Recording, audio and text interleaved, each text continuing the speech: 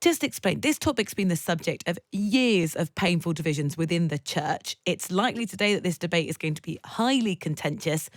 What's at the heart of it?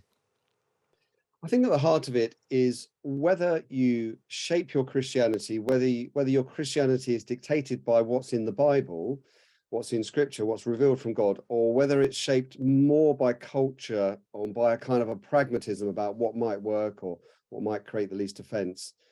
Whether it's a kind of revealed religion or it's one that you make up based on some criteria like love or justice or something that you decide. So I think that's probably what's at the heart of it. And you've got two groups within the Church of England fold, one who want to stick with Scripture and one who think it will be more successful, they would say more loving, to go away from Scripture in order to accommodate what culture currently thinks is the good. So, will they be making any decisions today? There will be a decision about whether they ratify the proposal from the bishop. So it's a significant debate. I mean, in the sort of Church of England context, whether it's a decisive decision is another matter.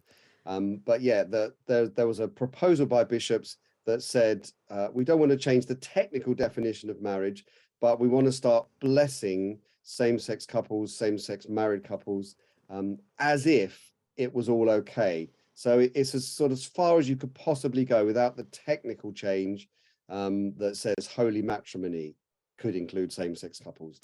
So, It hasn't really. what might happen is that some churches decide to leave the Church of England. Can you see that happening? Yeah, I mean, I think from people like myself within the Church of England who would be evangelical, who would be traditional, you might call it, the best thing for them would be that either the bishops draw back from this proposal and say we're not going to go ahead with the blessings, or there's some kind of settlement that means that those who do not agree with this proposal have their own kind of Church of England. I think that's probably where it'll end up, but it could be a long time before that happens. Well, we'll see how it develops this afternoon. Why is God's gender up for debate? It's the front page of the Mail. It's also on the front page of the Times here saying priest wants prayers to make our Father gender neutral.